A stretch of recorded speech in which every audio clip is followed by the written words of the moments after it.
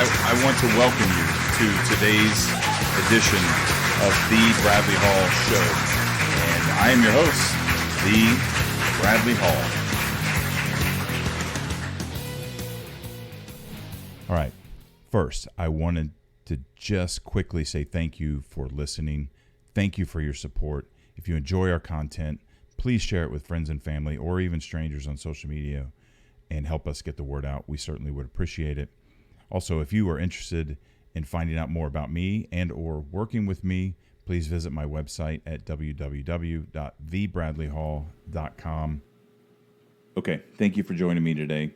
Today, my guests are Cara Rubinstein-Deyerin. She is the CEO, and Alesia Weiss. She's the CXO of an organization called Right to Know that is dedicated to education, legislation, and mental health care for people who've discovered late in life that one or both of their parents may not be necessarily their biological parent. The phenomena is called misattributed parentage, or MPE, or some people refer to it as NPE. We're grateful to have both of them, and please welcome Cara and Alesia. This is the live broadcast of the Bradley Hall Show, and I've been doing a series of NPE interviews for this season, if you want to call it. Started in July, it'll wrap up in October, and then we'll wrap this up and we'll publish this on YouTube and the Podbean, where I have my podcast. But I want to introduce both of you. You are both, so it's Cara Rubinstein and Alesia Weiss. Did I pronounce both those correctly? No. I'm Cara. I'm Alesia. Alesia. Weiss. It's all good. I had a 50-50 shot with both of them, and I blew it. And Cara, how did is it Stein? Cara Rubinstein-Deyerin. Yep. Okay. I have two last names because I added my birth father's last name to my last name. Okay, great. Awesome. We can talk about that if you want to here in a little bit. I know I have a lot of people, and I'm sure both of you do as well, who ask about if they should change their name or add their name. So I'd love to hear more about that in a little bit. Comes up quite frequently. Yeah, it really does. And it's something that I've thought about as well. We can get into that. So both of you are part of an organization called the Right to Know. And Cara, you are the CEO, is that correct? Mm-hmm. And Alesia, you are the CXO? CXR, I don't even know what it's, Chief Experience Officer. Okay. Okay, great. So one of you want to tell the listeners what the Right to Know, just a brief overview. We can kind of get deeper into it, but just what you do with the Right to Know. Sure. Alesia and I, along with Gregory Loy, founded Right to Know almost 2 years ago. It's a nonprofit organization, and we are based on the principle that it's a fundamental human right to know your genetic identity. So everything that we do stems from that premise. And we've coalesced sort of our efforts into three main areas: education, legislation, and mental health. So everything we do is to promote the idea that it is a fundamental human right to know your genetic identity. And like I said, we do that through those three main branches. Pretty much our goal is to empower anybody with misattributed parentage, because when you have a discovery like that, it's so disempowering, and we want to empower the community. One thing I just wanted to address off the bat, because we get this question all the time, is about terminology. We started using the term misattributed parentage experience because we had a lot of our members who were conceived through assisted reproduction and adoptees say that sometimes that term NPE, for non-paternal event or not parent expected, didn't really fit them. And we can go into more explanation about why, but misattributed parentage is a mental health term that professionals have been using for decades to describe when your parent isn't who you thought it was. And so a lot of people from our members felt that that was more inclusive. And we look at ourselves as a big umbrella group for people who do have a non-paternity event, like from an extramarital affair, a rape, or an assault, or people who were conceived through assisted reproduction or adoption. And so I like the idea of a Venn diagram where there's three circles and you have NPE, assisted conception, and adoptees. And some people consider themselves, I know some people conceived through assisted reproduction think, oh, I'm that and I'm an NPE. Some Right. people think I'm just an adoptee. Some people think, the idea is we have so much overlap and so much in common, and that's Right to Know focuses on where those three communities overlap. I think we have a lot of area we can help each other to promote understanding about what happens to us and also legislation. Okay, Yeah, great. So go ahead. yeah. Go ahead, Alicia, please. I was going to say, Bradley, that as Cara mentioned, we're really about inclusivity. We don't. I mean, we know about all the terms, and we understand everybody wants to fit a certain way, but for us, we want to make sure that we don't forget anybody, because everybody has a story here, and their story is important to them. It's important to me when I hear somebody's story, that I am there for them when I listen to them and they're saying to me what they're going through, and then they themselves do not even understand all the terminology. So we're facilitating them in their own discovery of what they have just found out about themselves. Okay. Okay, great. So to oversimplify it for people listening, an NPE is an MPE. Let me overpronounce those. An NPE is an MPE, but an MPE is not necessarily an NPE. Is that correct? That's correct. So Okay. you could be an adoptee, you could be someone conceived through assisted reproduction, if that's how they identify. We won't ever Sure. tell anybody how to identify. That's up Sure. to you, how you want to identify. Yeah. Yeah.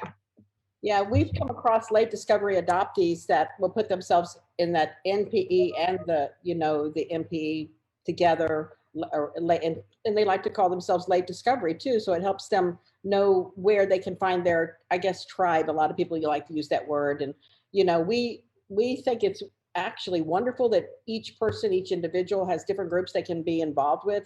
And my goodness, there's so many to choose from now. If you go to Facebook alone, there's just multiple groups or tribes, that you can choose from, or you could be in several of them.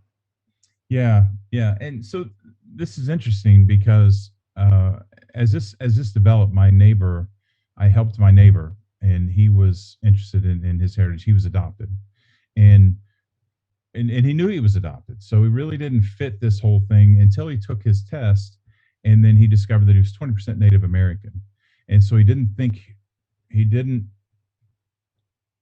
all that changed. It's not who he thought he was, even though he knew he was adopted. He didn't think he came from out west. He figured out he's from out west, and there's Spanish and Native American, and now he's trying to track all that down. And he's really trying to find a space to fit in for that reason. And it sounds like he fits in under this MPE umbrella. Exactly. And it's one thing to know, like I know people who grow up and say, oh, my dad's out there somewhere. It's kind of adoption, people call it being in the fog. And you come out of the fog. When you come to the realization that, wow, there's a genetic parent out there, or you figure that out, you really start to focus on that. We all have the same things that we go through when we start that process, regardless of how we got there. And so, it doesn't have to be a DNA test surprise, right? There's so many different ways that we all come to this, but we all have the emotional impacts, and we all have to find a way to come out of it, hopefully, in a much better space mentally than where we were beforehand. And so that's really what's important. Yeah, great. Okay. So both of you, if I understand this correctly, both of you have also had a DNA discovery yourselves. Is that correct? Yes, that's correct. Okay. Who wants to go first? Well, I will. In my story, I think one of the reasons Cara has always said to me, Alicia, you've got this experience behind you, was because I've known since 2014. 2012, I think, was about the time the DNA tests became so cheap to take, the over-the-counter tests. By the time I took it, I had always thought there was something unusual about me. I did not feel like I fit in with my paternal family, even though they were so loving. And so when I took the test, I was shocked to find out that I was 50% Jewish. This, it just shocked me to my core. I'll be honest with you, Bradley. I was sitting at a computer, just like I'm looking at you right now on the screen, and I saw where, this information was available to me, and I, I knew immediately what that meant, and I almost passed out. I just literally, I had lost my composure. My children were coming home from school, and I had to get it together quick. And I mean, it was really tough. As anybody out there is listening to this, they can probably relate to what I'm saying. And so, with my story, it did take me 4 years of sleuthing, really, and 3 different genealogists to help me discover my paternal family. And I did find my family. I have had wonderful experiences with many of my new family members. Some I've not. I've been rejected by some of the closest ones. And that's really kind of my story. And it's very similar. A lot of us have these similar stories.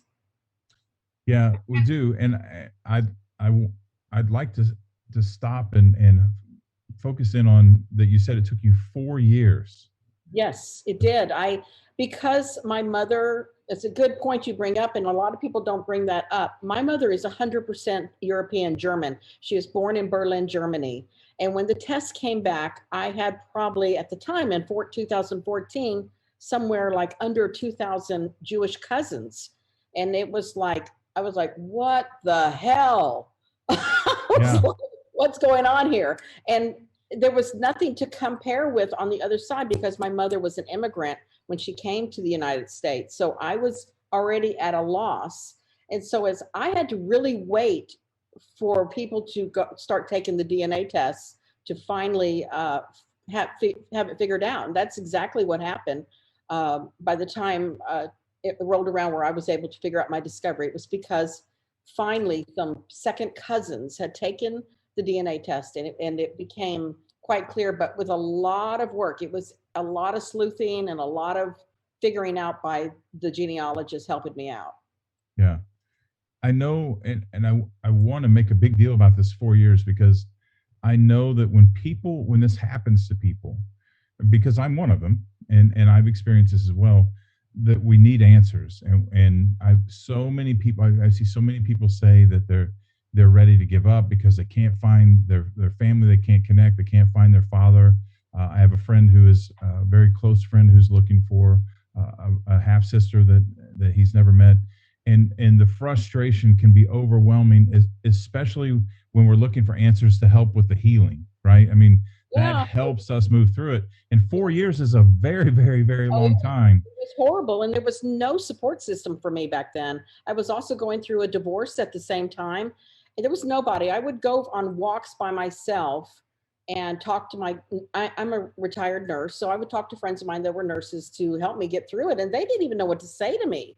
I mean, they were like, as much, in fact, one of them said, like, are you going to just give this up? I don't think you're ever going to figure this out. And that was probably the key. I was never going to give it up. I was going to continue. If it was going to take me 10, 20 years, I mean, I was worried I was going to go to my grave not knowing. But because of more and more people taking the tests, and honest to God, Bradley, I can tell you, I was on one of my walks. I did many walks when I did not know over those 4 years, trying to, it's just one particular time I got out and I said, well, God, if you ever give me my answer, I promise you I'm going to help other people that deal with this stuff. Great. Yeah. It's awesome. It's awesome. So I want to encourage anyone who's listening that is frustrated, or if you know someone who's frustrated, it can be a slow process, but we will find the answers. The answers do come eventually. I haven't met anyone that eventually this hasn't worked out. I shouldn't use the term worked out because it doesn't always work out the way we want, but the answers are there and they're coming. As you said, more and more people. I'm amazed at how many people are reaching out to me and following me every day still. We think that they're in around 2017 to 2020, there was this massive influx of people, and you think that's it, and there's still more people coming into this community, and it just boggles my mind. So I think we have a long way to go. I want people to be encouraged and hang in there. So thanks for sharing your story. Cara, what about you? I'm about 3 years into my discovery. I did a DNA test because I wanted to do a Finding Your Roots trip with my 3 boys. I was raised half Black, and when you're Black in America, you don't really know where in Africa your ancestors are from. We had traced ourselves back to 3 slave brothers who were sold in Texas, but we didn't know where in Africa they were from. So I did a DNA test to see where we would go ahead and travel. And I got my little pie chart back, and I was 50% something, but it wasn't Black. Well, that's amazing. Have you seen the episode with Jody?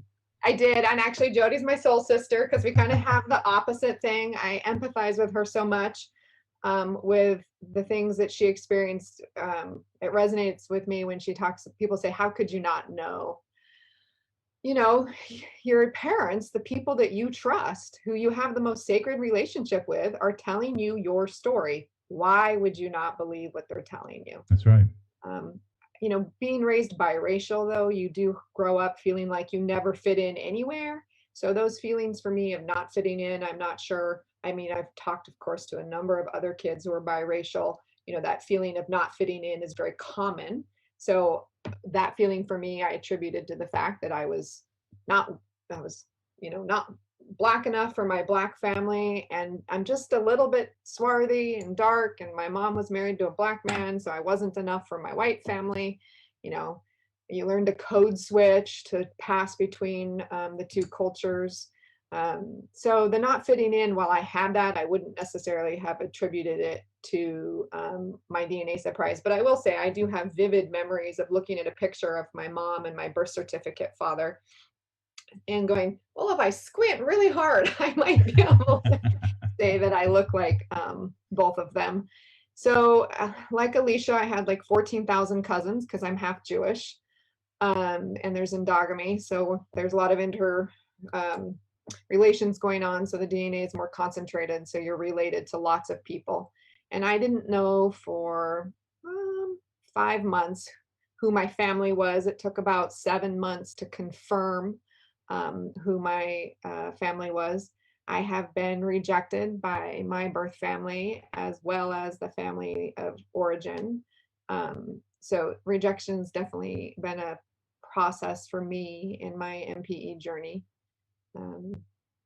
So I'm sorry to hear that, and unfortunately that is a circumstance that we see all too often. And I appreciate you sharing that, because people need to hear that. So many people, we hear this all the time, right? Everybody thinks it's just them. They think they're alone. That's not happening to them. They see people. My biological father has long passed away, but the rest of my family has been very open, very welcome to me. And I think people see that and they think that's normal, and it's not normal. I don't. It's not abnormal, but certainly there is rejection. A lot of people experience that, and it's unfortunate. So I appreciate you sharing that. Yeah, and a lot of times you don't hear about the fact that the family of origin there's a rejection involved in that. You hear a lot about the bio family possible rejection, but as we hear more and more people's stories, that can happen. And so I just my heart goes out to anybody who's experienced that, because it's very difficult. Yeah, for sure. I appreciate you both sharing your stories. So let's talk about Right to Know. Let's talk about what you do a little bit. I want to read a quote from the website that I absolutely love. There's no such thing as anonymous anymore, and boy, if that isn't true with this journey with technology, I don't know what is. So I just want to point out, I love that quote. So you said earlier, education, legislation, and mental health, and I'd like to kind of focus on the legislation part of it. I think that's kind of what, in my opinion, from what I know, that sets your organization apart a little bit more. There's a lot of support and a lot of education going on, and I know you have some great programs. I don't mean to diminish those at all, but I'm very curious about the legislation, and I think talking about that in depth will cover the education and the mental health side as well. one of you want to take this and start this off? I have some questions I want to ask, but I want to let you say what you want to say. So the thing about legislation that people have to understand is you're looking at societal perceptions of misattributed parentage. So you have all of those things that are tied up in rejection and why people don't tell, and all of that is also part of how the legislators look at misattributed parentage. So education really is a key factor in changing legislation. I like to say that if you stop somebody on the street and you say, this person's adopted, do you think they have a right to know who their genetic parents are? I think these days most people will say yes, because we've shifted our views of adoption. 50 years ago, they might have said no if you look like your adoptive parents. This person's conceived through assisted reproduction. Do you think they have a right to know their genetic identity? I think you get a little tricky there. You might people donate because it's anonymous, which, by the way, when the UK passed laws saying no more anonymity, there was a little dip in people giving their gametes, but it went right back up to the normal level within 6 months. So yeah, that idea that because there's no such thing as anonymity, you're going to cool the fertility industry is just a crock. I won't swear on your podcast. But if you get to somebody like, so I'm the product of a one night stand, Alicia's the product of an affair, and there's so much with our Puritan shame, sex issues in our society tied up into that. Yes. And if you say to somebody, well, she should know her genetic identity, I think people get even more uncomfortable there. So the idea of changing legislation has to be progressive. We have to start in the areas where people are ready to listen and slowly move it forward. This is a long-term goal. Right to Know is going to be here for the next 15 years advocating for legislative changes. We're building relationships with legislators so we can move to other things. And I was just actually talking to someone conceived through assisted reproduction the other day. And I said, right now we're working on fertility fraud laws. And when we talk about fertility fraud at Right to Know, we're talking about broad-based fraud, not just doctor fertility fraud, which gives everybody the ick factor, right? I haven't talked to one person who says that's okay, right? That if a fertility doctor uses his own sperm without the permission of the patient, everyone goes, ooh, gross, that should be illegal. There's not a problem there. But there's also other types of fertility fraud. There's when donors lie about their medical history. Oh, I don't have anything wrong with my family history. And that turns out to not be true. There should be some means to address that. So that way we can prevent people from lying in the future. Because it's exclusionary. Some of the things are exclusionary. So they would lie for financial reasons because they would be excluded. And they wouldn't be allowed to donate. Exactly. And so it's not unfathomable. Once people understand that, it's easy to understand why people would lie, as sinister as that is.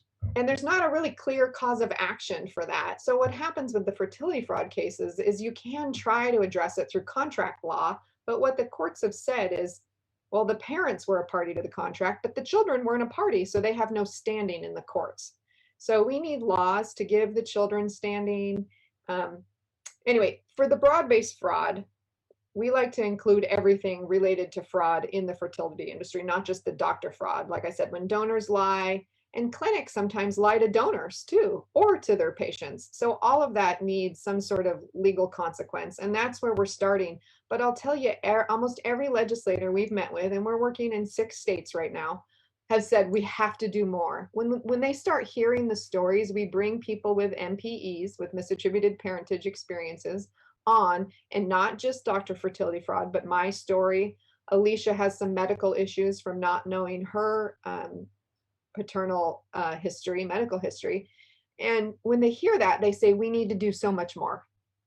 And so that's really refreshing for us. We know that we can develop a relationship with these legislators and working with fertility fraud, and then keep going to try to enact more legislation. And for me, birth certificates changes are my ultimate goal. It's my thing that I care the most about. Changing your paternity on your birth certificate is a very difficult thing. You have to go to court in most states to do that. And I try to explain to people about, you can change your name. In most states, it's easy to change your name. But to change your paternity on your birth certificate, you have to go to court. And And most people don't understand that what the law sees a birth certificate for, the purpose, is different than how we as a society see it, right? We look at birth certificates as whose grandpa was whose grandpa, right? When we're doing research. But for the law, it's who has to pay for little Timmy's mistake if he, uses a baseball bat and hits a baseball in my window. Who's responsible for that? So the law only cares about who's on that birth certificate until the child turns 18 or sometimes 22 because of college. And after that, the law doesn't want to take the time to change birth certificates because that's not the point of them. And that's why there's some pushback with our societal reasons why we see birth certificates and the legal reasons why we have them. But I think there needs to be sort of a long form birth certificate with genetic parent, genetic mom, genetic dad, and then parent 1, parent 2, a surrogate. Maybe even there's more than 2 parents. I know in Washington State, there's sometimes 3 parents can be listed on the birth certificate. And you can maybe order a short form birth certificate because, of course, if you're signing little Timmy up for baseball, you don't want to have like Right. genetic, like all this information. So a short form would just have the legal parents, but that way we always have access to that information and it's not hidden from us. There's some discussion about, when you turn 18 or not. And I think most people are comfortable saying that information should be available when you turn 18, that the parent who's raising you should have the right not to disclose that. And I do understand the arguments behind that, but I do think that at 18, everybody should have the right to know their genetic identity. Cara, one of the things before we started Right to Know, I had went to a bioethics conference and at NYU. And while I was there, I met a number of donor conceived individuals. It was a very, how should I put it, emotional and charged conference. It was over 2 days. And while there, it was there that I knew something needed to be done. And so, Car's very good about giving you like the facts of what's happening, what's going on.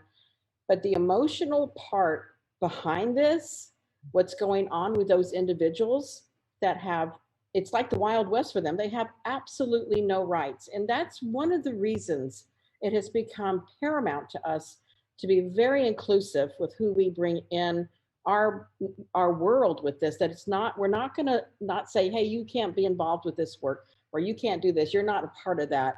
This involves everybody. And that person has absolutely no rights, that DC person. And it breaks my heart. I saw what happened. This was probably a turning point for many of the people at that conference, and they are working themselves very hard. There's several donor conceived groups out there, and they're coming to us and wanting the help. And Cara knows this. We've talked a lot about this. We work as a team. We build within the state we're working through. We're working, what did you say, 6 or 7 states, right? 6. So yeah, I mean, we are building rapport with folks they can be in any of those NPE fields that see the big picture here, and they're helping us to engage with those senators, those representatives, those councilmen, those assemblymen all over the United States. So it does take it's true. It takes a village. We're here, we do our part. We help to form the bill, the law, what we would like to see become a law, the future law. And we need the help of so many others. It's not us alone. This is a big picture type thing, not just very small at all. Yeah, absolutely. And I'd like to talk about getting people involved, advocacy towards the end, and let people give out that information of how to contact you and do that.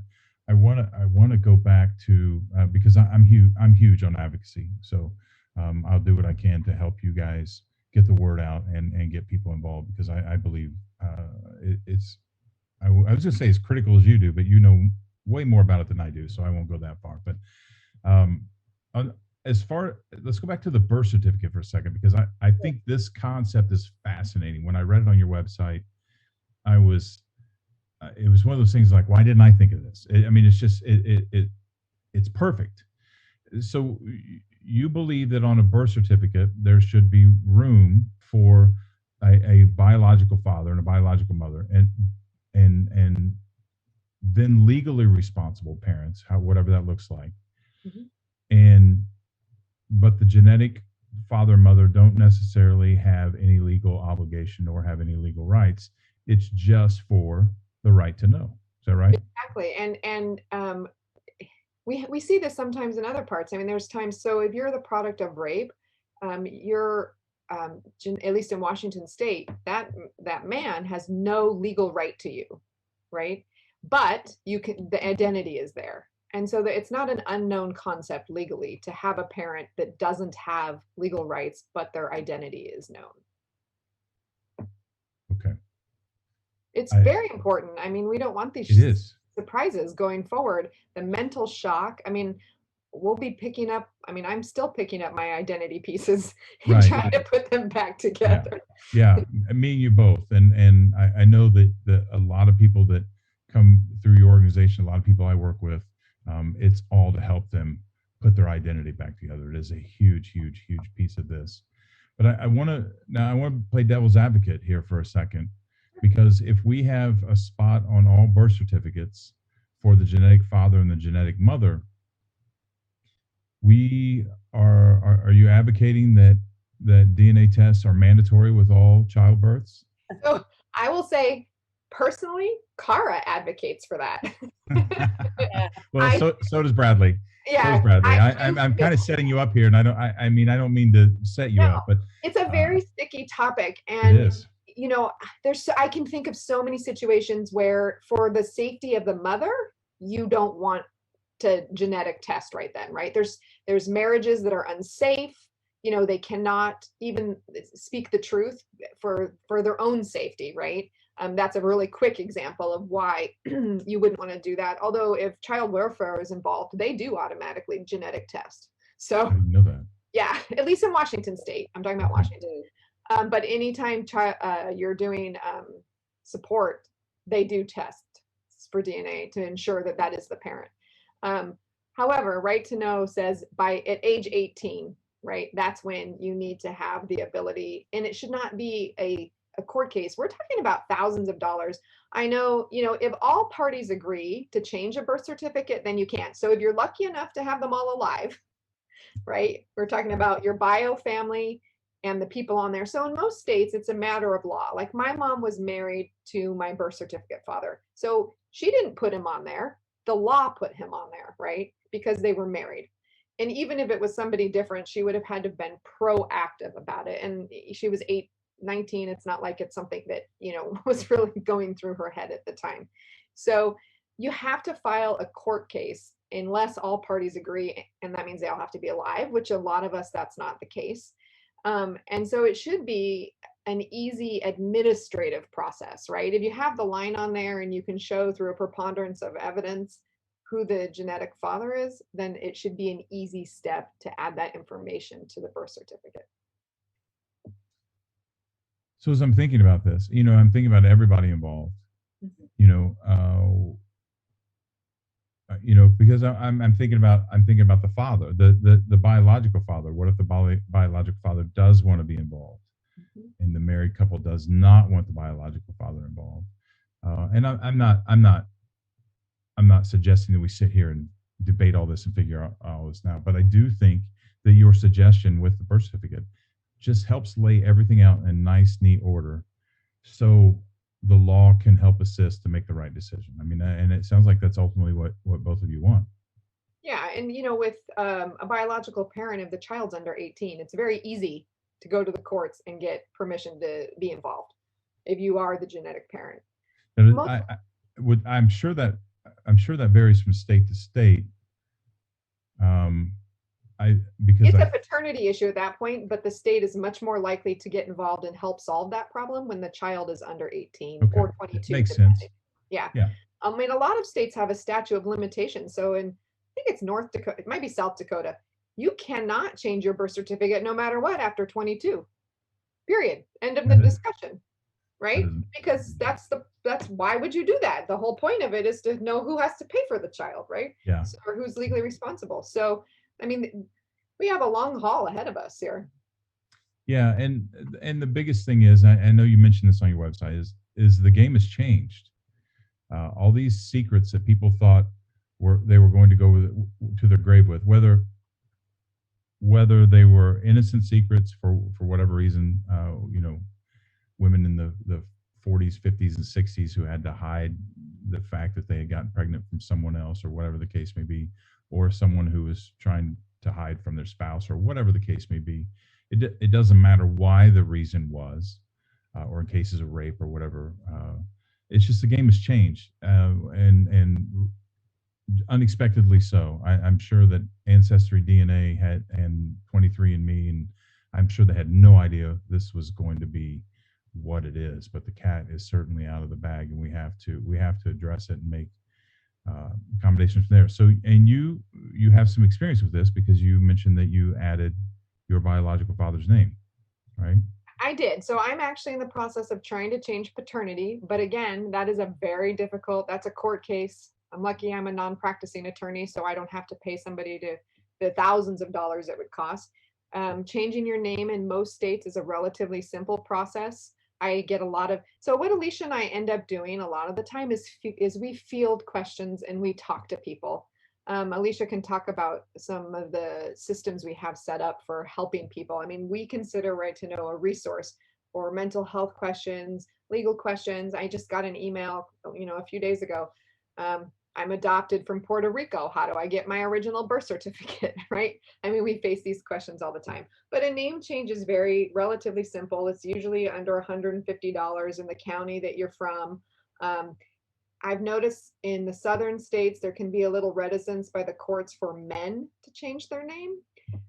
However, if you say, it's all how you word it. If you're talking about, I found out that Smith is not who my real family name, Johnson, is. And I'm proud of my new Johnson heritage. And I am a Johnson, and I'm trying to correct my family name. The courts tend to feel some empathy towards that approach for men. We're used to women changing their name in our country, but not men so much. And in the South, there can be a little bit more difficulty without sort of the right verbiage to prompt the judge to go for it. And I know this is a big topic that I hear a lot of people talk about, and it's something that I've even wondered myself. And I have a great relationship with my birth certificate father, but I'm kind of a purist when it comes to things, and I'd like to know my genealogy. I've studied my genealogy, ironically, for many years, and I'm all about my ancestors and where I come from. And so I feel fraudulent with the last name that I have. And it has nothing to do with a lack of respect for my birth certificate father whatsoever, because I have love and admiration for him, and he supported me through this. But there's still a part of me that feels like and I think you said I'm misrepresenting who I am, and I know many people.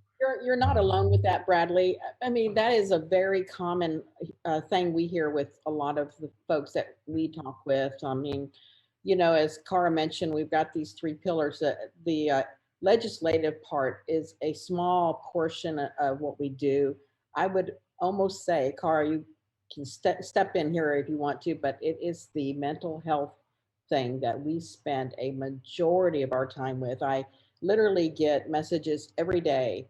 When we work with our mental health portion, we actually have a system in place. We've worked very hard. When Cara and I started, and I have to tell this story, and she knows I love this story because I would continue to give her these ideas of things that we need to be doing, working on. And one day we were on the phone, and literally, I think, Cara, your head was going to explode. And you were like, I've got to get this down. I've got to write it down, everything that we've got going on here. And she literally got out. She sent me the picture of it, and she wrote everything down, like, what is that, butcher paper that you were using? Holy moly. She sent me that picture, and I'm like, it was like all these things, like arrows going this way, that way, these objectives and all these things. I mean, that is how much, human beings we've got going on. We have so much we need to address. And with the mental health portion, we started thinking about all the different things that need to happen to help people. We looked at it in a professional way. As a registered nurse myself, I thought to myself, what would I want to do? Where do I need to go for help? And so we started working with people, and we put together a directory just for our psychotherapists and those that can help professionally. And to me, that was just a small portion of it, a very big, very important part. But people were calling in that really, I have to be honest with you, people have no insurance, nobody to talk to. So we came up with and it's a hotline where people can call in or they can even email with any kind of questions they may have. And so, those kind of questions, exactly what you brought up. This is the emotional, what the emotional trauma that is involved with finding this out and realizing you're not who you thought you were, that you're like well, I don't want to say a fake because you're not really a fake, but Yeah. You feel like an imposter. You definitely feel like an imposter. And so then you're dealing with that. And there's one of the terms that I actually think really fits here. And one of our therapists, Cody Bowman, and it's a shout out to him. He's one of our mental health panelists that helps us on our advisory panel. He has this term called ambiguous loss.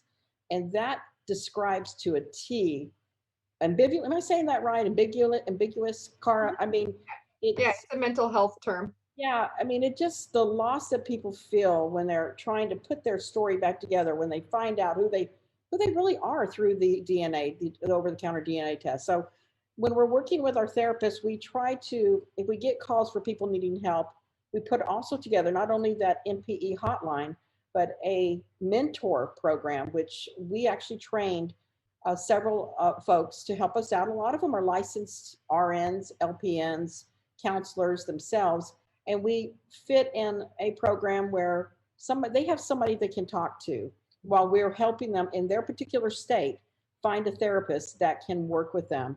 And we have had now across the board, several states, we get back messages all the time where people are getting the help they need. I mean, it's, I don't even know how to explain it to you, Bradley, what that feels like, knowing that somebody's getting the help they need. I wish I had a mentor when I first learned. I mean, we match people up with similar.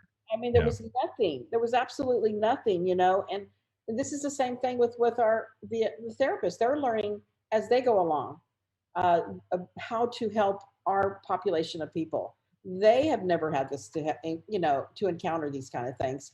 One thing I will say about the adoption world, we work with a lot of another adoption group, and they have really helped us a lot with terminology, with working with programs, setting up programs, and how to educate other people that deal with these things. So it's all part of it. And in what you brought up alone, I especially think in men that name, the last name of a man, that they all find out that's not who they are. And I don't know how old you are. Let's say you're in your 40s, 50s, or even 30s, you find that out. And you're like, what in the world has just happened here? I mean, it's like, I don't know, it must be like a sucker punch.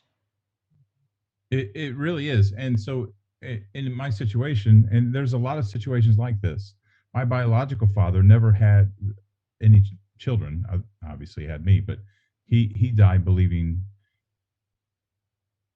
it's a touchy story, but overall he didn't think that he had any children or anyone to carry on his legacy. And so the family, the whole family name didn't pass down to me. And then now I have sons, and I think about this. I think about this quite often, and it is a big deal. And even if I don't do anything with it, all the people who are out there and we hear this all the time too, people, or the things that bother us, people are like, it's just a name, it's not a big deal, your dad's still your dad, kind of that whole thing. It is a big deal, and it will remain a big deal until it's processed, and which is what we're doing here, right? We're trying to help people and let them know that they're not alone and they're not normal, and there are people out there to listen. Processing, and we know when we hear that term, when people say that to us, a lot of time people can't talk. They're having problems right where they're at in the moment they're in. And when we invite people, like we have these programs we do ourselves, education programs, webinars. We have one that's called Community and Connection. Bradley, I think you're aware of it. We do it once a month. We have a therapist. We bring a professional licensed therapist, and we invite people in. And some people say to me, they might send me a message like, I cannot be on this video. And I said, you don't have to show your face on this. Right. If you need help, just listen in. And I actually had 3 people yesterday from the Community Connection that actually contacted me and says, I'm so glad that I listened in. I needed what was said today. Good.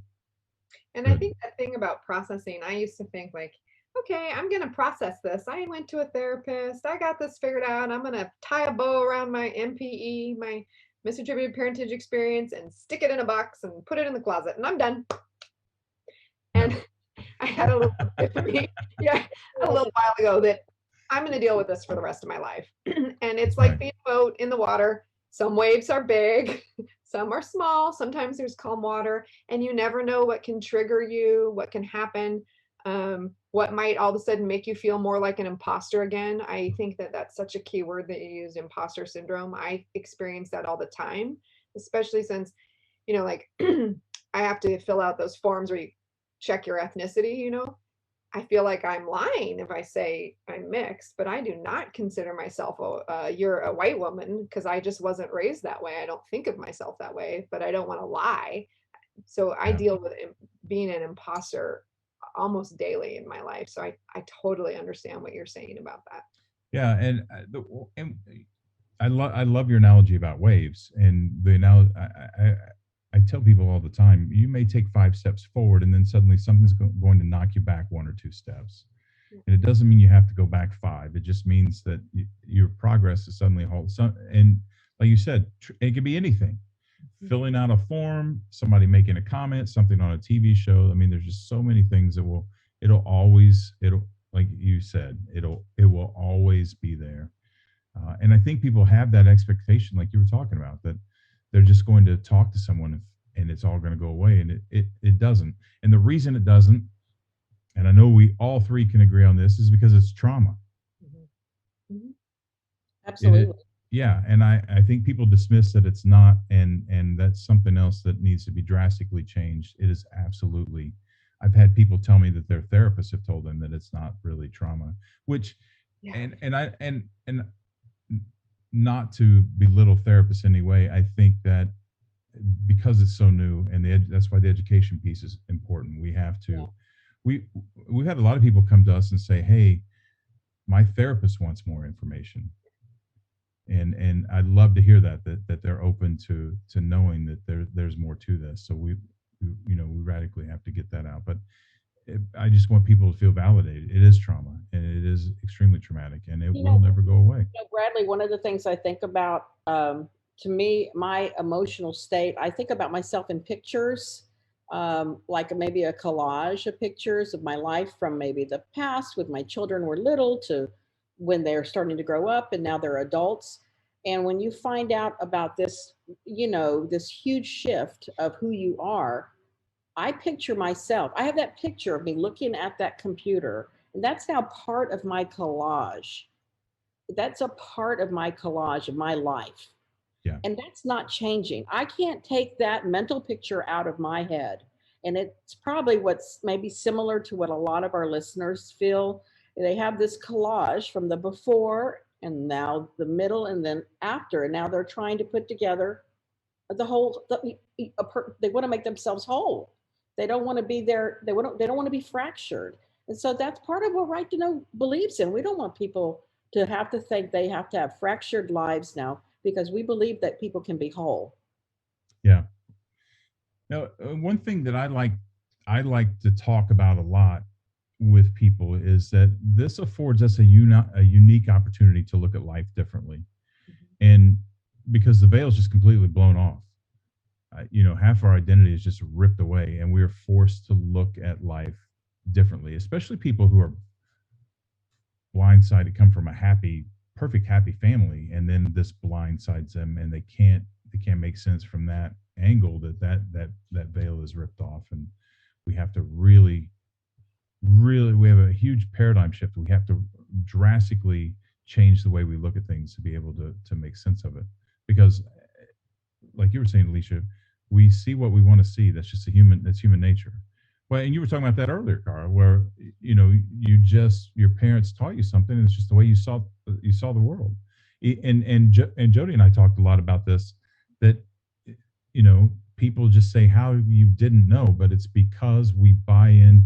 We just buy into our beliefs, and they shape the way we see things, and we see them through those lenses. And Well, we're innocent bystanders. I always have to Yeah. remind people, we didn't make this situation, No. right? We're just having to deal with the ramifications of the situation. And I know you've said before, this affects everybody. It reverberates through so many different families. I mean, most of us are adults, so we have our own families that we've created with spouses and children. I mean, my children went from being a quarter Black to a quarter Jewish, right? You have to have that conversation. You're looking at different genetic diseases.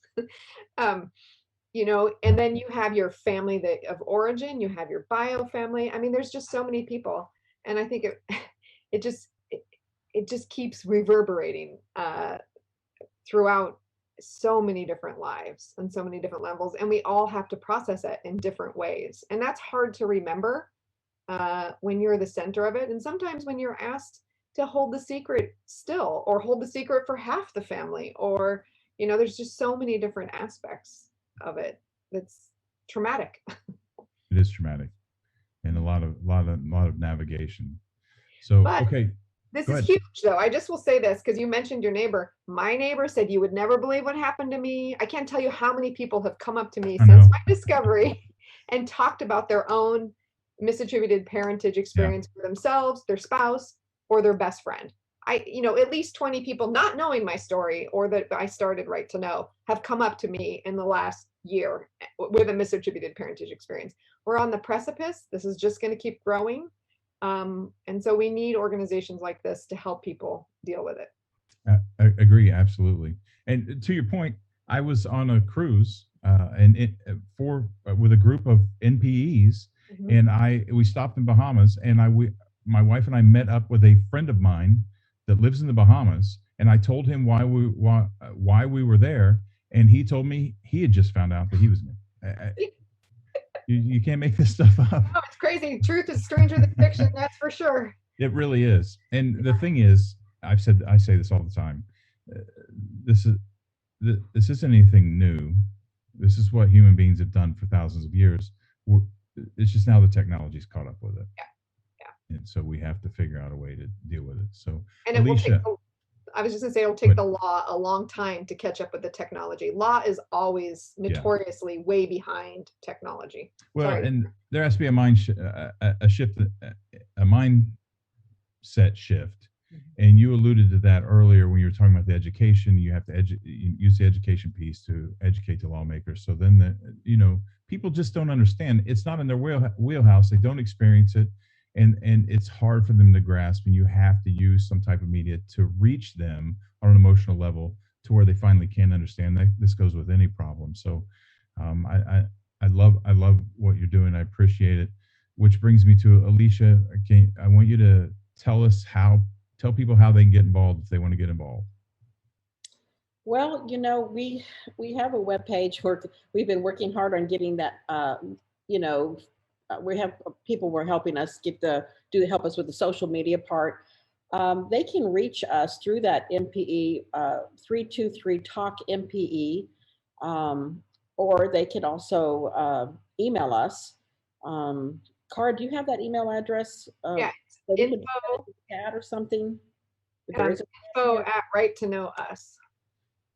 Say it again. Info at Right to Know Us. Folks that are listening, info at righttoknow.us. Mm-hmm. This is a good. What we're doing is, Cara said it in the beginning. We are fielding so many phone calls and messages that it's almost. I hate to say this, but it's overwhelming. We're older. We're getting older as we speak, and we need help. We need people that really want to have a passion, that really see the vision with us. We can't do this alone. We need your help out there, guys. And anything that somebody feels that they want to help with, we are ready to put you to work, really. And when we do legislation, we do it from a grassroots level, bottom up. So we always need, when we go into a state, we need help from all the MPEs out there, adopted, conceived or assisted reproduction, to combine our voices much stronger. And if we all write, like we're working on New York coming up, if everybody who was born in New York or lives in New York reaches out to their senator or assembly member and says, we want you to support this bill, that makes a big difference.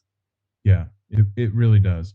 And I want to add that I said earlier that I'm huge about advocacy. I believe that that's built into 12-step programs for a reason. It's extremely healing. One of the things I always say is the best way to be inspired is to work hard to inspire other people. There's no better growth than helping other people. Most of my personal growth has come through helping other people. And so I highly encourage people who are listening, if you feel so called, get involved, and I think that'll help you heal on a level that you probably can't even imagine yet. Whether it's with your organization or another organization, get involved somehow with this. There's a lot of people who are struggling and hurting, and even if you're struggling and hurting, you can still find someone else that you can support each other, and that's what this is all about. If you go to our webpage, you will see that there are all kinds of different areas that we work with. We help people with if they're looking for a DNA angel, we'll connect them with the right people that we believe will help them find perhaps who their paternal, maybe it's their father. A lot of times it is a bio father that people are looking for. If they need the mental health piece of that, we are there to help them find therapy. If they want to volunteer with being a mentor, we're working on a program that we educate people on how to go about that, what that's all about. And that education piece, we have these webinars we're doing every Sunday. Well, once the first Sunday of the month, we do a webinar, a mental health webinar. And we just did one yesterday and it was phenomenal. We had one of our mental health advisory panel folks, Jody Rabb, with us yesterday. That's the first Sunday of every month, unless it's a holiday. We do it the second Sunday at noon Pacific time. The other thing is on the third Sunday, we do an educational webinar, and we actually have one coming up here this coming Sunday. Cara, do you want to talk a moment about that? Sure. This Sunday we're talking about documentaries and telling our MPE journeys through film.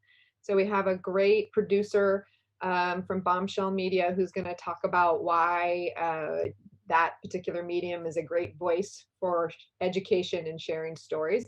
And then we have two people who have experienced and done documentaries about their MPE journey, David Bynum, who's adopted, and Wendy Babst, who's the product of fertility fraud. And she did Baby God. I don't know if you guys saw that on HBO. So both of those people will be talking about their experience in making the documentary and why they think that's a great tool to share their story.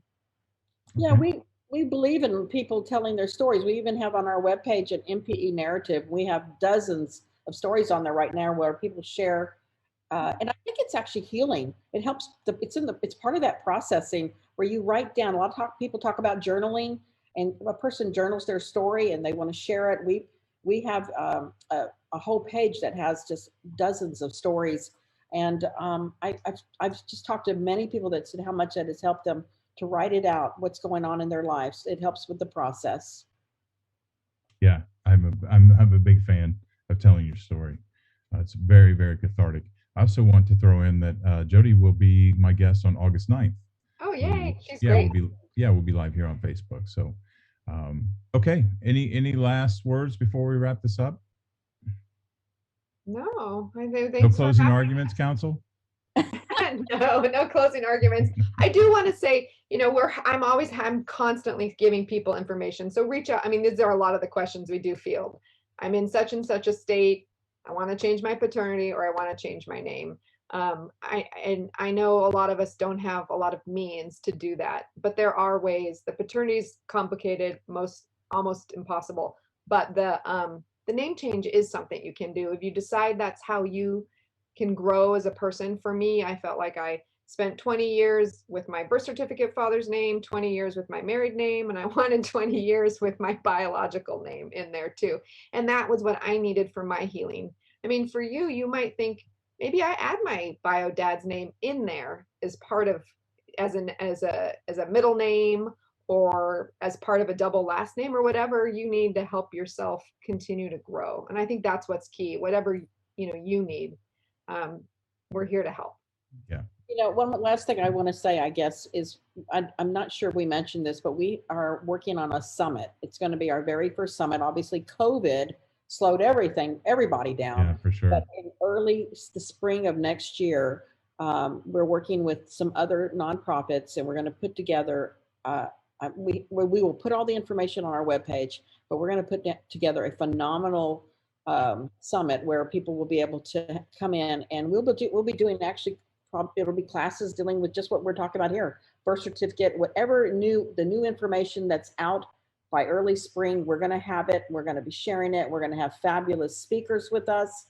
And so it's something I hope everybody will be looking out for. And I know I'm looking forward to it. We have such a phenomenal group of people. I mean, Bradley, just meeting you, in the last couple of months, it's been an honor just to meet you and what you do with your podcast. We've been having these conversations with a lot of different people. And I'm telling you, this is the way you get the word out. We're not going anywhere. We are here to stay, and we're going to make change. Yeah. Excellent. Excellent way to wrap that up. Thank you so much for being here. I'm grateful. I appreciate the work that you're doing. And I'm grateful for letting me be a part of it. And I'd like to be a bigger part of what you're doing. So I'll reach out to both of you, and we'll talk about that later. So, but again, thank you both. And, let's find a way to have you come back, and maybe we'll pick some of these topics apart. We'll get even deeper into them, and maybe have some question and answer stuff. I know we wanted to do that today, but this conversation just was so smooth. That hour has just flown by. I would love to talk about race. So invite me back for that, because it's a big deal for those of us who have had big changes in our ethnicity. Yeah. Well, let's talk about getting a group of people together, a couple people together, and let's do that. We have already done that. Actually, we have some things coming up with just that we've been working on with Right to Know. It's so important. Good. It is very important. So thank you both for being here, and I'll talk to you both soon. Thank you all. Thanks, It's so wonderful to be here with you, Bradley. Yeah, I appreciate it. Okay, both of you have a good night. Bye. Bye-bye.